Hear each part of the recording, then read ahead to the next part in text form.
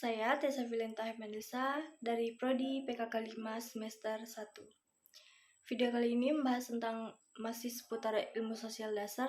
Ini adalah pertemuan yang keempat. Pada pertemuan yang keempat ini, materi ilmu sosial dasar yang saya rangkum adalah sebagai berikut. Ini masih seputaran metode yang disinggung di pertemuan yang ketiga, tapi ini lebih dalam versi yang lebih rinci atau detail lagi. Metode penelitian seperti yang sudah kita ketahui itu ada metode kualitatif, kuantitatif, dan pendekatan campuran serta etika penelitian. Baik, mari kita bahas metode-metode ini. Metode penelitian dalam ilmu sosial dasar berfungsi untuk mengumpulkan data, menganalisis, dan menginterpretasi data untuk memahami fenomena sosial.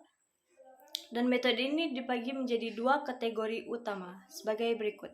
Yang pertama itu metode kualitatif, berfokus pada pemahaman mendalam tentang pengalaman, pandangan, dan makna sosial dari perspektif individu atau kelompok dengan berbagai teknik, yaitu wawancara mendalam melalui percakapan, terstruktur atau semi-terstruktur dengan individu untuk mengumpulkan data tentang pengalaman dan pandangan mereka.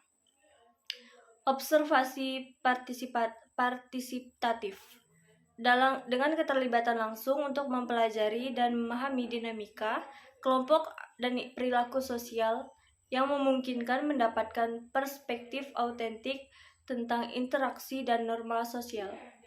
Studi kasus tentang menyelidiki fenomena tertentu dalam konteks spesifiknya, mencakup berbagai konteks tersebut mempengaruhi hasil sosial.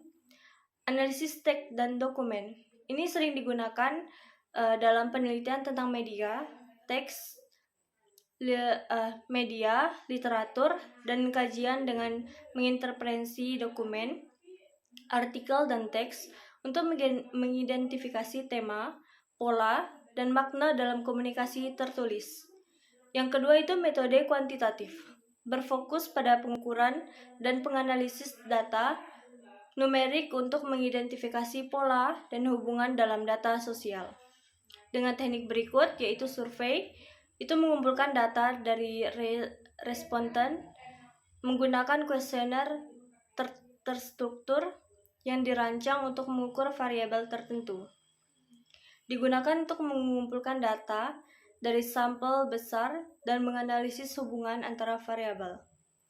Yang berikutnya itu eksperimen untuk menilai efek dari variabel independen terhadap variabel dependen dalam kondisi yang dikendalikan. Memungkinkan untuk menemukan hubungan sebab akibat melalui desain penelitian yang terkontrol. Teknik berikutnya analisis statistik yang menggunakan teknik statistik untuk mengolah dan menganalisis data numerik seperti regresif, analisis varian atau ANOVA, dan uji hipotesis. Ini memungkinkan peneliti untuk mengidentifikasi pola, tren, dan hubungan dalam data. Teknik berikutnya itu analisis data sekunder, menggunakan data yang telah dikumpulkan sebelumnya oleh pihak lain, seperti data sensus atau laporan penelitian, dan melakukan analisis tambahan. Ini membantu dalam mengeksplorasi tren dan hubungan yang telah diidentifikasi oleh penelitian sebelumnya. Metode yang berikutnya adalah pendekatan campuran. Ini menggabungkan metode yang kualitatif dan kuantitatif untuk memberikan gambaran yang lebih komprehensif tentang fenomena sosial dengan memanfaatkan kekuatan masing-masing metode dan mendapatkan pemahaman yang lebih holistik tentang isu-isu sosial. Yang terakhir itu etika penelitian. Etika penelitian adalah aspek penting dalam semua jenis penelitian. Memastikan bahwa penelitian dilakukan dengan cara menghormati hak dan privasi partisipan, serta mematuhi standar etika seperti yang pertama itu informed consent. Memastikan bahwa partisipan diberikan informasi yang cukup tentang penelitian dan setuju untuk berpartisipasi secara sukarela. Yang kedua itu anonymity dan confidentiality. Itu menjaga kerahasiaan data partisipan dan memastikan bahwa identitas mereka tidak diungkapkan tanpa izin. Yang terakhir itu integrity. Menjaga integritas dan kejujuran dalam proses penelitian termasuk pengumpulan dan pelaporan data.